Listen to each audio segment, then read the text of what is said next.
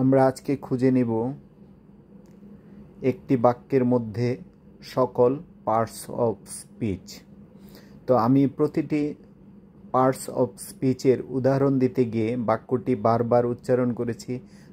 আশা করি আপনারা আমার সাথে সাথে বাক্যটি উচ্চারণ করবেন এবং বিরক্ত হবেন না, কারণ যখন আপনারা পার্টস অফ স্পিচ সম্পর্কে ডিটেলস জানবেন তখন এই উদাহরণটি আপনাদের যদি মনে থাকে তাহলে পার্টস অফ স্পিচের সবগুলো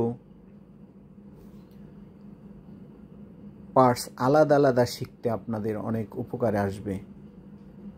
ভিডিওটি দেখুন। Wow, the little boy quickly ran to the beautiful park and played with his cat because he was very happy. এই বাক্যটিতে আমরা নাউন হিসেবে পাচ্ছি বয়, পার্ক এবং cat. Wow, the little boy quickly ran to the beautiful park and played with his cat because he was very happy. এই বাক্যটিতে pronoun হিসাবে আমরা পাই হি।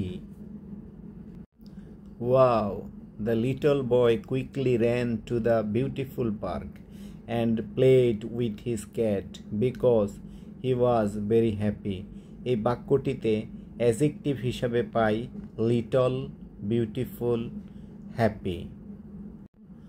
Wow, the little boy quickly ran to the beautiful park and played with his cat because he was very happy. এই বাক্যটিতে verb হিসাবে পাই ran, played, was. Wow, the little boy quickly ran to the beautiful park and played with his cat because he was very happy. এই বাক্যটিতে adverb হিসাবে পাই quickly, very. Wow, the little boy quickly ran to the beautiful park and played with his cat because he was very happy. এই বাক্যটিতে preposition হিসাবে পাই to, with.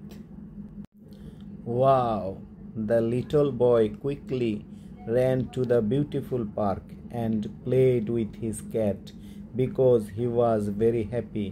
এই বাক্যটিতে conjunction হিসেবে পাই and, because.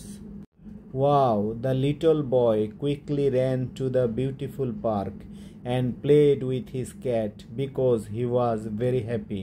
এই বাক্যটিতে ইন্টারজেকশন হিসেবে পাই wow. Wow, the little boy quickly ran to the beautiful park and played with his cat because he was very happy. এই বাক্যটিতে আমরা পেয়েছি noun, pronoun, adjective, verb, adverb, preposition, conjunction এবং interjection. এছাড়া একটি পেয়েছি article. ধন্যবাদ সবাইকে ভিডিওটি দেখার জন্য।